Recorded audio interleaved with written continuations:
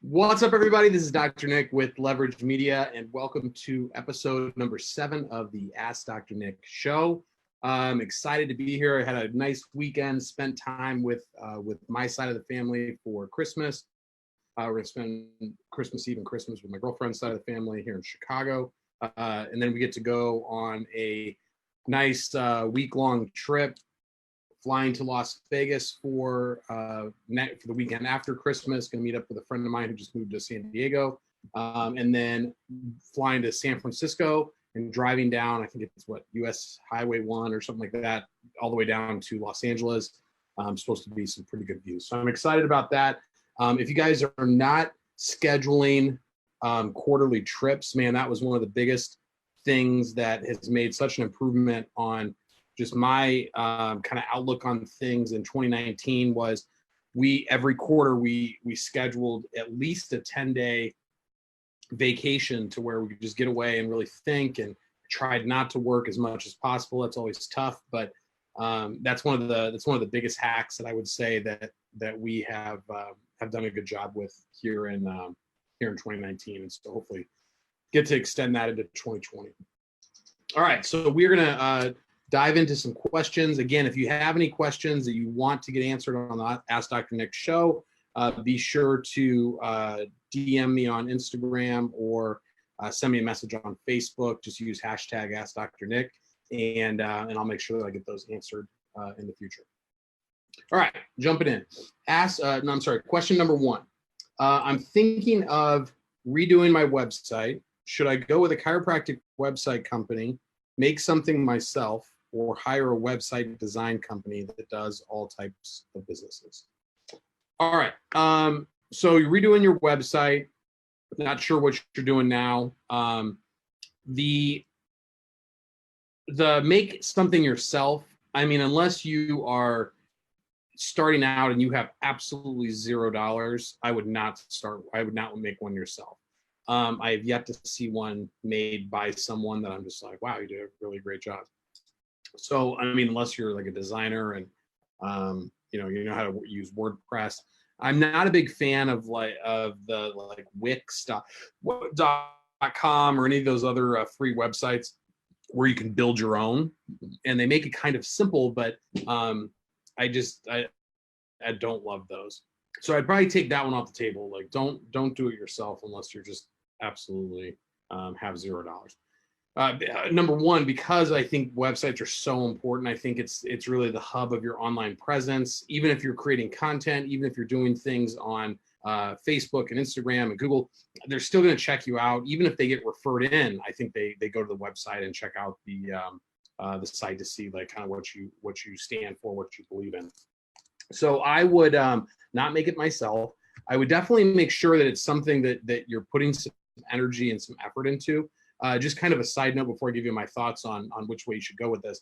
I see way too many sites that have, they spend the money to have them built, and they look nice. They've got pretty pictures on them, but they don't have a lot of content on them. Like the doctor has not spent the time to really explain to someone. If you get someone to that page, you need to try to educate them on what it is that you do. That could be really the tipping point. Like let's say, for example, you've got a low back pain page on your site, and there's literally just like a short paragraph that maybe the website company wrote for you as a placeholder, and you just never changed it. If you'd have written something that really kind of like spoke to that person with low back pain, I think that's the moment where they're just like, okay, they seem like they get it. They're not going to look at that many pages on your site. So you either need to have less pages, or the ones that you have, you've got to make sure that those things are built out in a way that it's going to add some value to somebody who is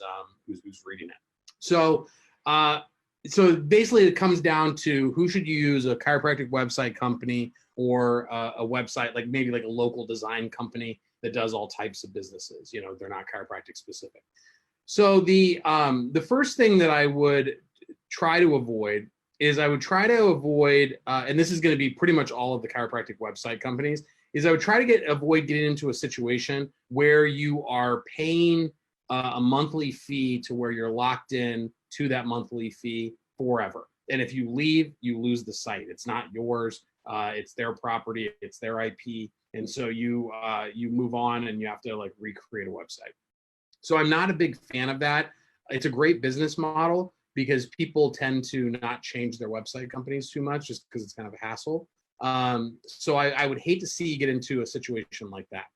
The other side of the good part about that is, number one, it's usually a very low startup fee. You know, especially here at the end of the year, they're usually running, you know, like no money out of pocket to get started. Because again, the business it's just like chiropractic. There's no point in trying to kill somebody on the first visit. The whole point is to get them to become a patient for life.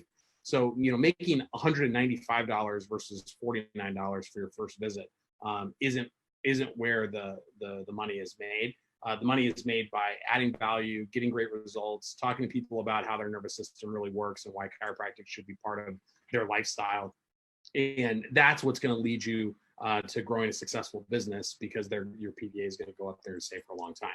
So the monthly recurring revenue is the business model, which is great for them, not so great for you. So it's a low like startup fee. It's not that much per month.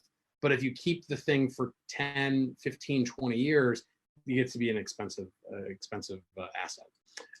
So the other option is the website design company. Now, the good part about the chiropractic website company is that they know how to make a chiropractic website. Like they have lots of experience with doing that. Some are better than others. You got to kind of find the one that resonates the best with you. The other option is the website company that does all different types of businesses. Now, most of these companies are where you pay a set fee and then you're good.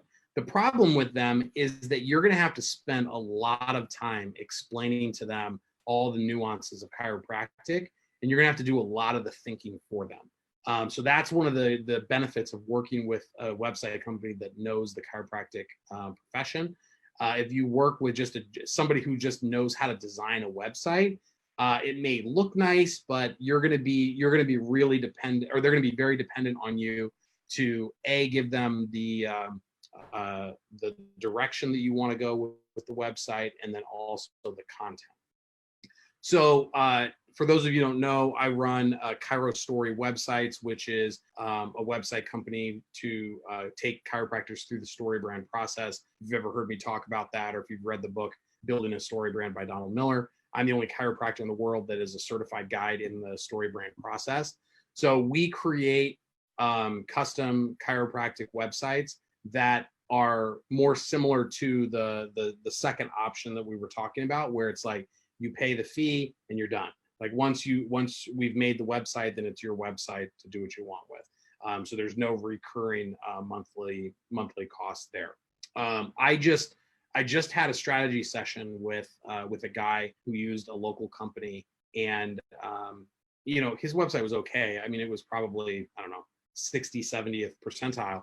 And he said he had already paid, I think, like $20,000 they'd given him like a payment plan, and he'd already paid like $20,000 for this website, and he was continuing to pay $1,500 a month.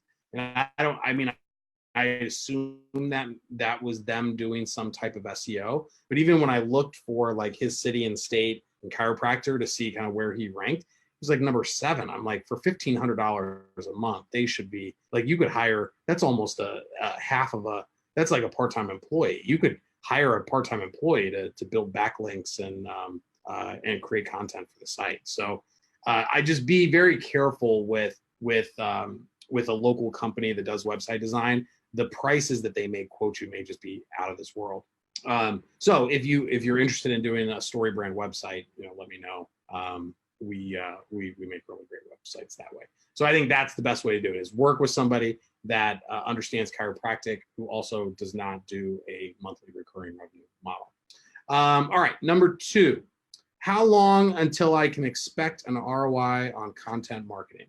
All right, so content marketing, I'm going to assume that all you're doing is content. You're not doing any kind of lead generation. If you're doing lead generation, even if you're like retargeting people that maybe have consumed the content, if you're doing lead generation, you should expect to start seeing some leads pretty quickly.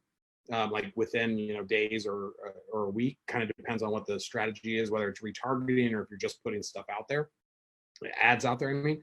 But if you're just doing content marketing, I tell this to clients or people I'm doing strategy sessions with, is when we started creating content, we started in October of 2014. We were doing some videos and some blogs through the end of, or 2015. Oh, sorry, 2015. End of 2015, we were kind of sporadically doing some blogs and some videos. But then in 2016, that's when I really said, this is what we're going to do every week. And we did 2 videos and 1 blog on a topic every week for the entire 52 weeks. And I always use these stats in my presentation when I'm talking to people about content marketing. But we had 3 times as many. What was it? It was 3 times as many visitors.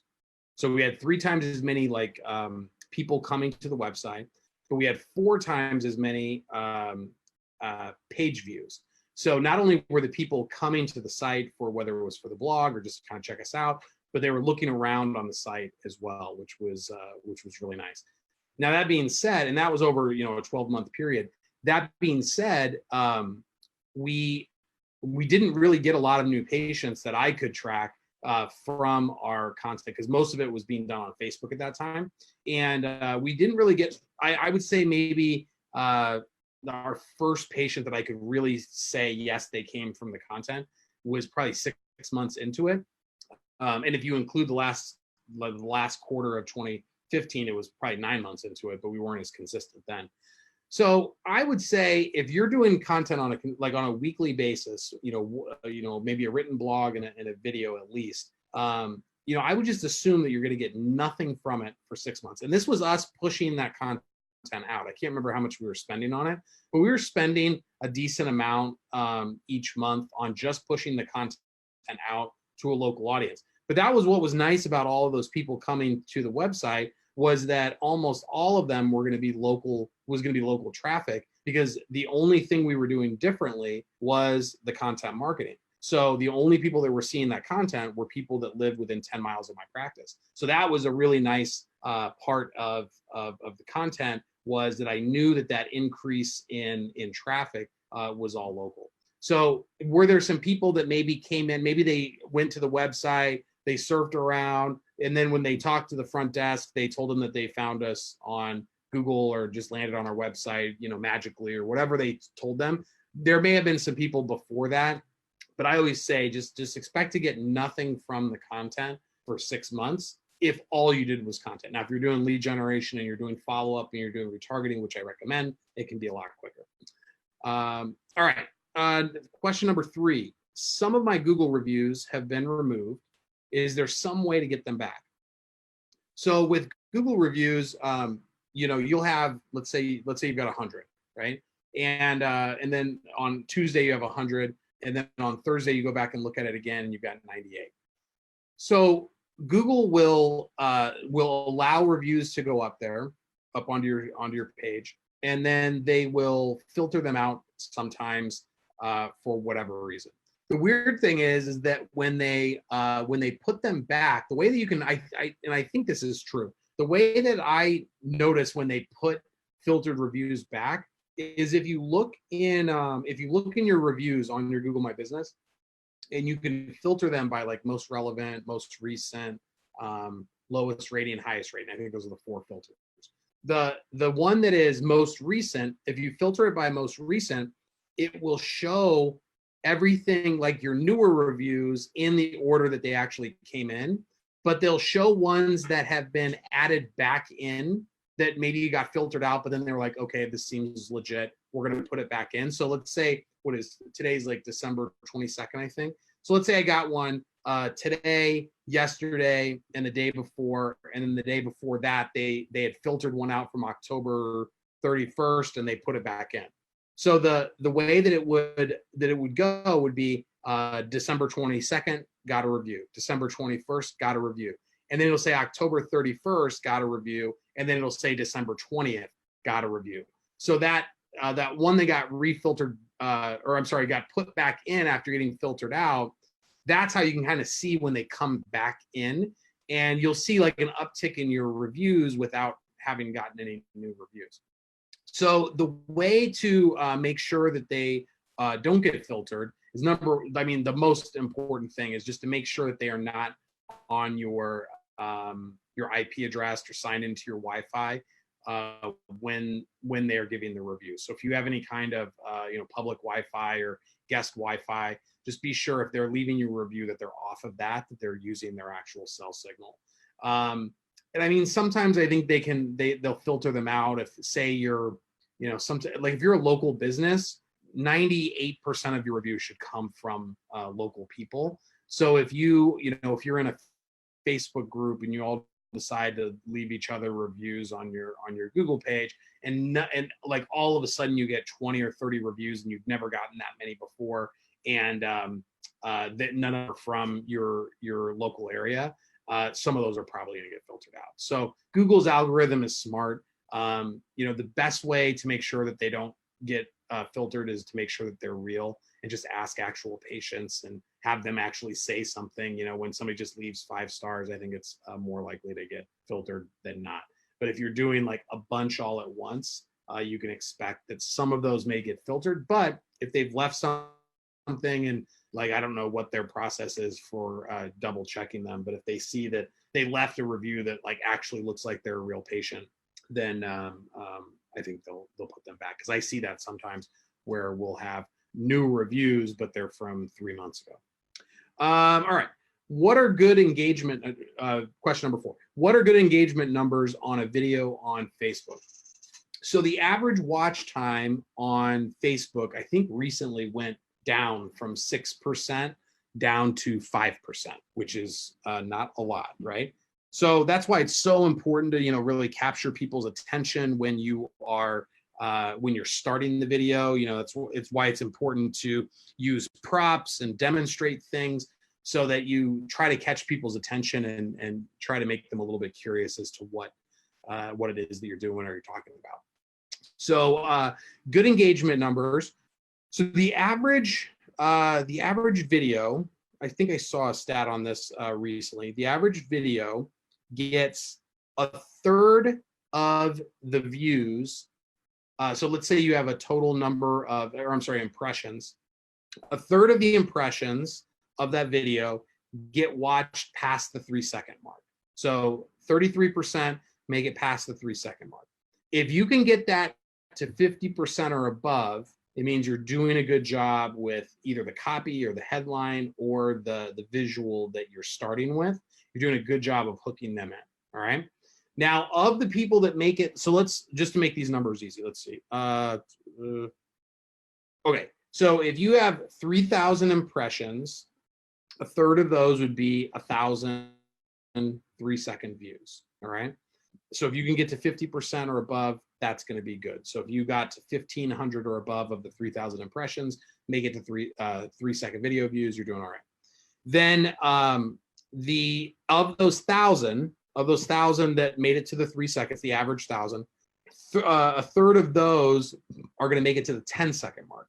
So 333 of the 1,000 that watched to 3 seconds will make it to 10 seconds.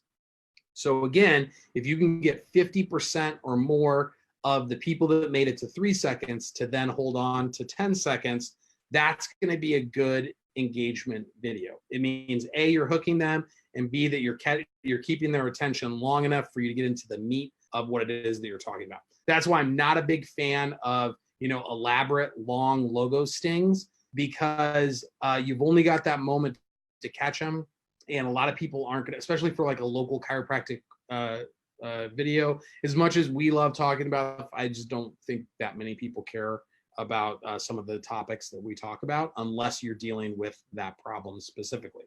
So you're already kind of fighting an uphill battle in that your target market is maybe not like waking up hoping to get served chiropractic videos.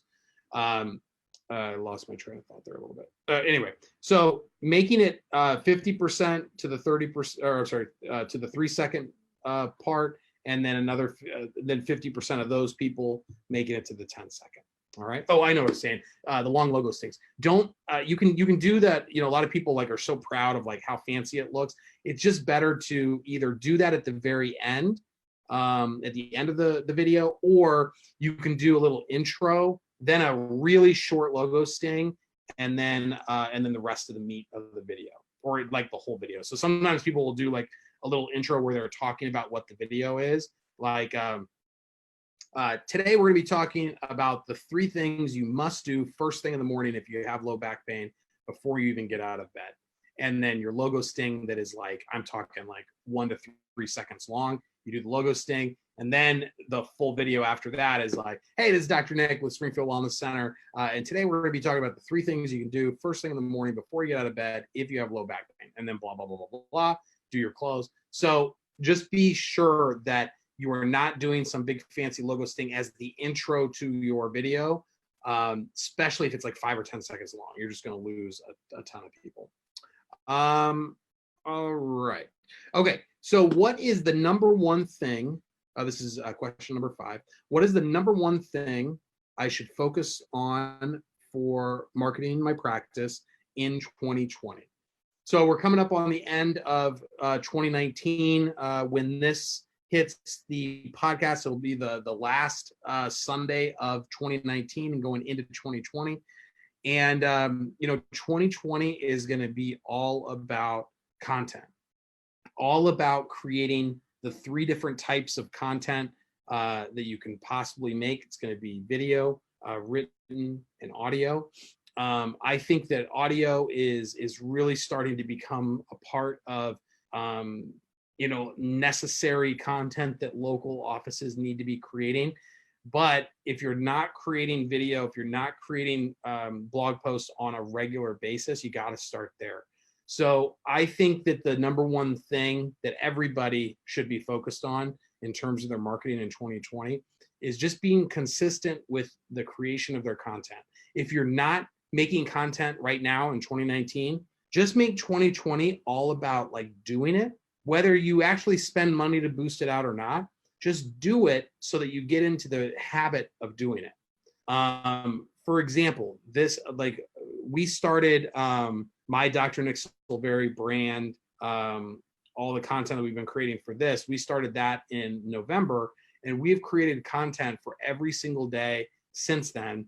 And this weekend, on Friday, I didn't have anything, and I had to have a video ready like Friday morning so that we could get it turned around really quickly. Had to find something for Saturday to post, and then Sunday is our Ask Dr. Nick, which I had from last week, so that was helpful. But now that I'm into this like daily rhythm, I don't want to mess it up, and so Seinfeld talks about that with joke writing. He would put up a calendar on his wall, and every day that he wrote, he would make an X on that day. And then every day that he made an X, it became harder and harder to not do it the day that he was in, because he didn't want to break the chain. And before he knew it, he had written jokes every day for a really long time. So getting consistent with it, I think, is the most important thing, because even the people that I see creating content on Facebook, I still don't think they're consistent enough with it. But even if you could be doing a video, a Facebook Live, a podcast interview. And again, these podcast interviews do not have to be difficult. It's pretty simple at this point. They've got an app called Anchor where it's very easy to just record it on your phone. I mean, you don't have to make it fancy. I make our podcast kind of fancy because we add video into it, and then we use that on social and kind of chop up the pieces. But you could literally just take your phone, set it in between you and somebody that you think is important to your ideal audience, and just interview them, talk to them. And I find the podcaster the easiest content to create, because I don't have to create I don't have to come up with the ideas most of the time. I can have a structure for my podcast, and then I just try to find smart people that I'm interested in, and then I just stay interested in interesting people. So consistency with content, I think, is going to be the most important. If you're already consistently making content, figuring out how to have a paid strategy behind that to really to expand your influence and try to get more people to see that and to see more of the content that they ask for with retargeting strategies. So if anybody's interested in doing more in 2020 with their marketing, especially if they want to do content, remember, we are the only chiropractic content marketing agency in the world that I know of. And so if you are interested, get a hold of me here on Dr. Nick Silveri on Facebook or Instagram, or visit us at Leverage Media. That's lvrgmedia.com. And you can schedule a strategy session. I'd love to talk more with anybody that's looking to grow their practice. All right, let me just check to see if there are any questions here on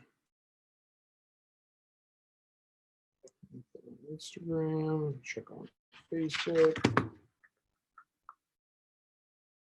All right, guys. Well, thank you for joining us. Thank you for listening. It's been an awesome 2019, especially this last part. Really starting to do more content for the agency and for my brand, and it's been awesome getting the feedback from you guys on what you have found valuable. And so I'm hoping to have a absolute great 2020. Be able to influence more people within the profession, which allows them to influence more people in their communities. And I'm so excited to keep growing this stuff and keep talking to you guys. So have a great end of the year. Have an even better 2020. And we will see you next week.